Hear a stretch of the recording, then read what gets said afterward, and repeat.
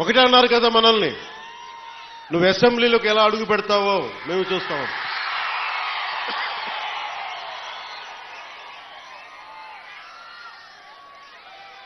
నువ్వు అసెంబ్లీలోకి ఎలా అడుగు పెడతావు, నువ్వు అసెంబ్లీ గేటును కూడా తాకలేవన్నారు. నేను ఎంత సీరియస్గా తీసుకున్నా నాకు తెలియదు, నేను విన్నా వదిలేశా. కానీ మీరు ఇచ్చిన విజయం పిఠాపురంలో మీరు చాలా సీరియస్గా తీసుకున్నారు. మా వర్మ గారు చెప్పారు, గేటు నెట్టుకొని రావడం కాదు, బద్దలు కొట్టుకొని వస్తాడు పవన్ కళ్యాణ్. మా వర్మ గారు చెప్పిన ఆ వ్యాఖ్యలే, ఆ ప్రొఫెసీయే నిజమైంది ఈ రోజున.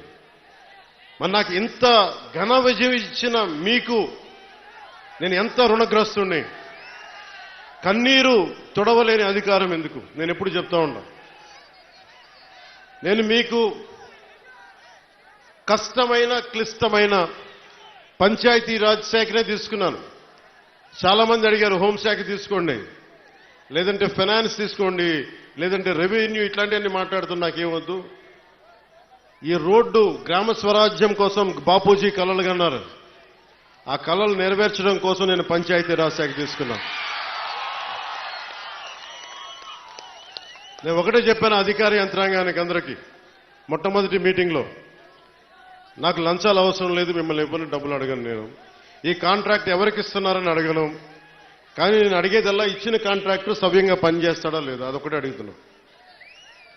అలాగే ముందస్తుగా చెప్పిన మీటింగ్లో, రివ్యూ మీటింగ్లో ఒకటే అడిగా, నేను ఇప్పుడు దాకా నా జీవితంలో నేను సంపాదించిన డబ్బు అకౌంట్లో కూడా ఎప్పుడు చూడడం. ఖర్చు అయితే ఖర్చు అయింది, ట్యాక్స్ వచ్చే డబ్బులు వచ్చినాయి, ట్యాక్స్ కట్టే ఇంతే పెట్టుకున్నా. కానీ ప్రజల డబ్బు వచ్చేటప్పటికి, మీ డబ్బు అనేటప్పటికీ ఎంత ఒళ్ళు ఉంచి పనిచేశానంటే, ఎంత ఒళ్ళు ఉంచి పనిచేస్తున్నాను. ప్రతి రూపాయికి లెక్క అడుగుతున్నా, ప్రతి రూపాయికి. మీ కష్టం అది, మీ స్వార్జితం. తాజ్మహల్ కట్టి నిర్మాణానికి రాళ్ళెత్తిన కూలీలు ఎవరంటారు? ఈ దేశ ప్రగతికి కండలు కరిగించింది ఎవరు? ఈ దేశ ప్రగతికి రక్త మాంసాలని ధారబోసింది ఎవరు? అది ప్రజలు, అది మీరు. అందుకే నాకు బాధ్యత ఉంది. నేను మీకు ఈరోజు నేను చెప్తా ఉన్నాను,